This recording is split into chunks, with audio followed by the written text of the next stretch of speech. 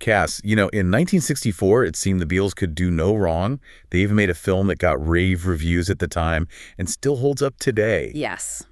A Hard Day's Night. The pioneering American film critic Andrew Starris even called it the Citizen Kane of jukebox musicals. Which is such a high compliment, but it was a revolution. And for you listening, we've been looking at this fascinating collection of writing that all points to one thing. The Marx Brothers. Exactly. The Beatles film as a modern take on the sheer anarchy of the Marx Brothers. And it's a comparison that popped up right away. You have to remember critics like Bosley Crowther at the New York Times. He thought their music was just moronic monotony. I hated it. Absolutely hated it. But even he saw the film and immediately brought up Groucho, Harpo, and Chico. And what's so interesting there is that the comparison, it reveals this deeper truth that maybe people missed. The idea that this working class wit, armed with guitars, was a genuine threat. A threat, yeah. They were using humor to just dismantle the social order. So that's what we want to unpack today. How did they channel that kind of organized chaos and, how did they get away with it? I think we have to... High society and just shredding it with wordplay. The Beatles, somehow, they just internalized that. It became their secret weapon, didn't it? Especially against the press. Their press conferences weren't journalism. They were performance art. Totally. They were comedic assaults.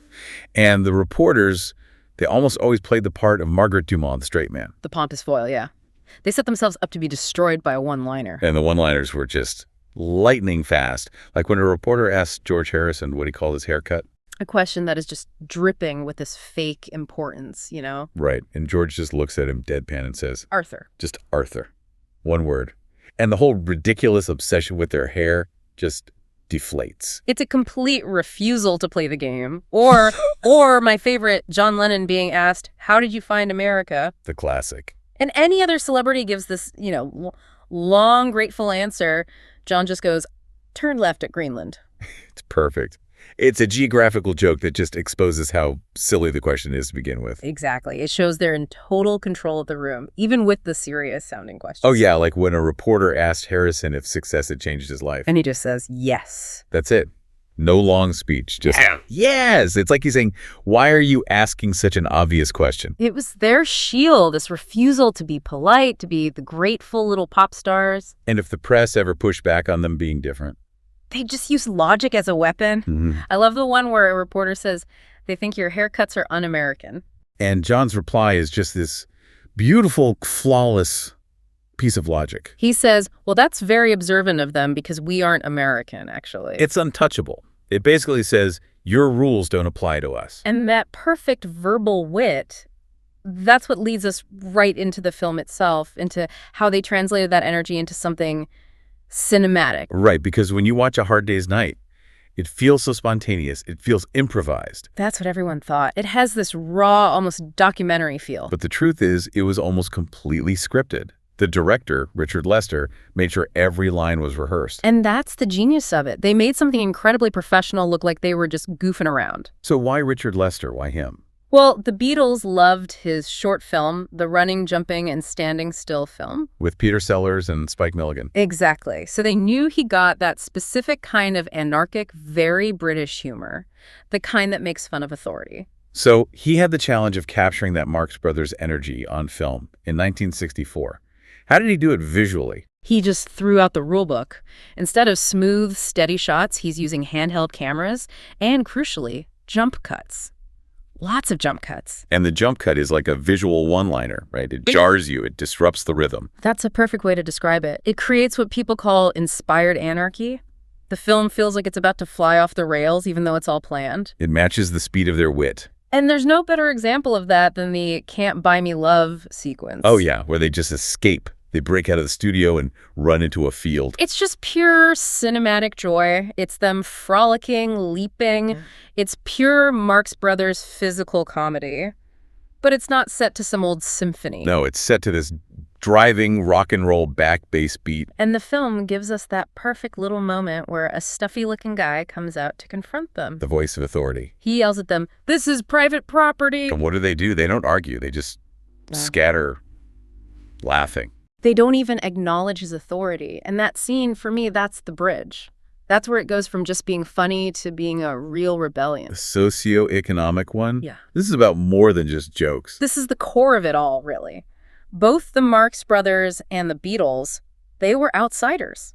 And they used humor as a weapon against a system that was built to keep them out. With the Marx Brothers, it was Jewish immigrants taking on, rice-be high society. Right. And with the Beatles, it was working-class lads from Liverpool in a Britain that was still so incredibly rigid about class. They got bigger than the royal family, but they never lost their accents. They never changed. And the establishment expected them to. They expected gratitude for them to polish up their act.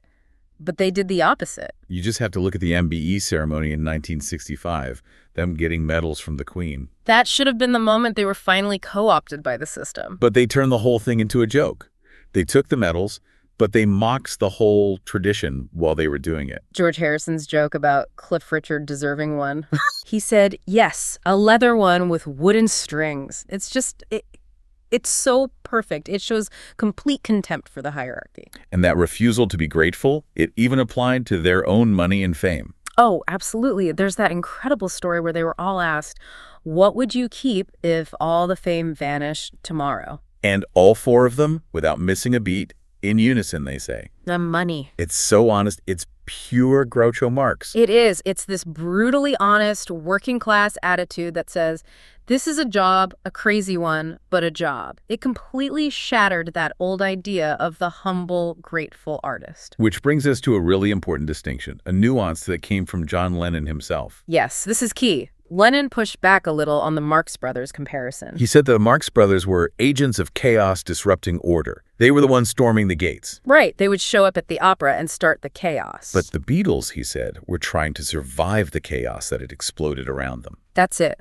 Their anarchy was defensive. It was a strategy for staying sane. And the whole movie is about that. They're always running, always being chased, managed, packaged. The humor isn't just to tear things down. It's a fight to hold on to who they actually are while this giant machine of fame tries to grind them down. So the wit becomes a survival tool. It's a defense mechanism. Exactly. If they stopped being witty, if they started giving polite answers, they wouldn't be the Beatles anymore. They'd just be another product. And the film's final image just captures that so perfectly. Oh, it's real. You see all these fake autograph photos of them being dropped from a plane, falling to the ground. While the real Beatles are escaping the whole scene in a helicopter, flying away. It's the ultimate metaphor. They're trying to stay untouched by the very thing they created. And that authenticity, that's what the screenwriter, Alan Owen, was so good at capturing. He basically just followed them around and transcribed the way they actually talk. He got John's fast-paced wit. He got Ringo's sort of sad, laconic delivery.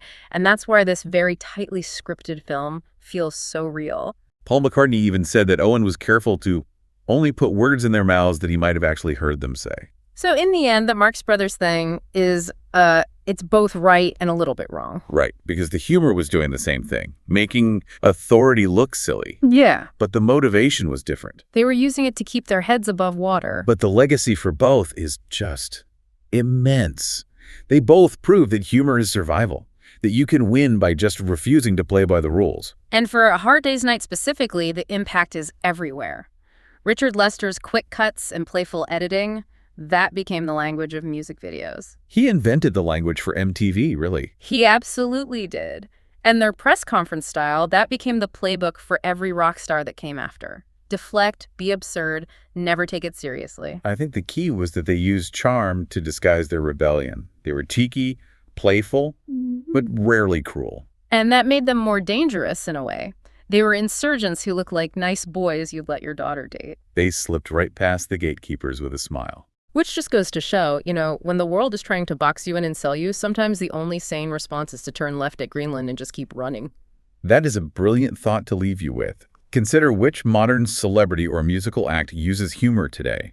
Not merely as entertainment, but as a genuine means of survival against the vast media machine, and how that humor challenges authority figures today. That's something to mull over. Well, thanks for joining us today. Whenever you feel like knowing more about the Beatles, visit us at BeatlesRewind.com. Every day, we do something new there. Song reviews, album reviews, movie reviews, book reviews, documentaries, trivia, all things Beatles. Every day, 8 days a week. You can find us on the website, BeatlesRewind.com. You can subscribe on Spotify, Apple Podcasts, YouTube, Amazon Podcasts, practically anywhere on the inner tubes. The Beatles, all day, every day. Cass, we'll do it again tomorrow. We certainly will. Talk to you then. Until next time. When you listen. Your mind conducts its own symphony.